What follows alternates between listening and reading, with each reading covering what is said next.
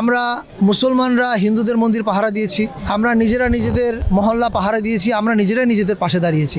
এই উদাহরণটা দিলাম আমি এটা বোঝানোর জন্য যে এটাই বাংলাদেশ, এটাই বাংলাদেশের স্পিরিট, যে আমরা প্রত্যেকের পাশে দাঁড়াবো। এতে কার ধর্মীয় পরিচয় কি, কার অন্য পরিচয় কি, এটার দিকে আমরা তাকাবো না। আমি মনে করি আমাদের সরকারেরও ফিলোসফি এটা, আমরা সব ধর্ম, সব বর্ণ, যার যা পরিচয়ের ভিত্তিতে আমরা কাউকে আলাদা করব না, সবার পাশে আমরা আছি এবং আমরা থাকবো। আর শিল্প চর্চার কথা যেটা বলছেন, আপনি শিল্পকলা একাডেমির যদি গত 3 মাসের প্রোগ্রাম দেখেন, কর্মসূচি দেখেন, আপনি দেখবেন যে প্রতি মাসে ওরা কোনো মাসে 40, 50, 60, 70টা পর্যন্ত কালচার প্রোগ্রাম করছে।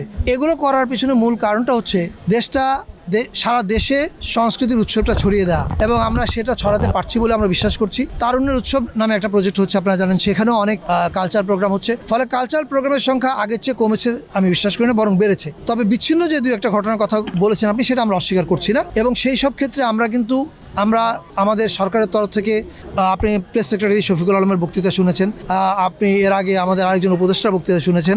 আমরা এই সকল প্রকার, বাংলাদেশ হচ্ছে বৈচিত্র্যের জায়গা, এই বৈচিত্র্য রক্ষার জন্য আমরা সব কাজ করব এবং এই জন্য প্রশাসন, পুলিশ প্রশাসন সবাই এই বিষয়ে নির্দেশিত। পানামনগর নিয়ে ইতিমধ্যে আমাদের মন্ত্রণালয়ে আমাদের নিজেদের মধ্যে ইন্টারনালি কয়েকবার কথা হয়েছে, কারণ আমরা মনে করি যে পানামনগর আমাদের একটা খুবই গুরুত্বপূর্ণ সাইট এবং এটাকে আমরা ইন্টারন্যাশনালি প্রজেক্ট করার মতো একটা জায়গা।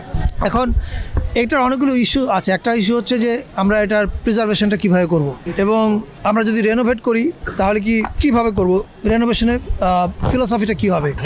আমরা যে ফিলোসফিটা রক্ষা করতে চাই সেটা হচ্ছে যে আমাদের যে অরিজিনাল আদলটা ছিল সেটাকে ধ্বংস না করে প্রিজার্ভ করা, এবং সেটা যদি করা যায়, আমরা আমাদের ইন্টারনাল মিটিংয়ে আলোচনা করেছিলাম যে আমরা যদি এশিয়ার বিভিন্ন দেশে যাই, এমনকি ইউরোপেও যাই, আমরা দেখবো যে এই সাইটগুলো কিন্তু মানে ওদের যে সমস্ত হেরিটেজ সাইট আছে, এগুলো হেরিটেজ রিসোর্ট হচ্ছে, কোথাও মিউজিয়াম হচ্ছে, নানান কিছু হচ্ছে। সো এই জিনিসগুলো করে এই কারণে যে প্রিজার্ভেশন করে ফেলে রাখলে আবার এটা নষ্ট হয়ে যায়। প্রিজার্ভেশন করার সাথে সাথে ওটা ইউজেবল করতে হয়, মানুষকে ওখানে যেতে দিতে হয়, মানুষ ভিজিট করতে হবে, ঘুরতে যাবে প্রতিনিয়ত, তাহলে ওই জায়গাটা ব্যবহার হলে হয় কি, জায়গাটা মেনটেন করা হয় প্রপারলি। সো সেটা আমাদের মাথায় আছে, তবে এখনই বলবার মতো আমরা কোনো বড় পরিকল্পনা আপনাদের বলতে পারছি না, কিন্তু এটা আমাদের মধ্যে ইন্টারনালি আলোচনা হয়েছে এবং আমরা এটা নিয়ে কাজ করব।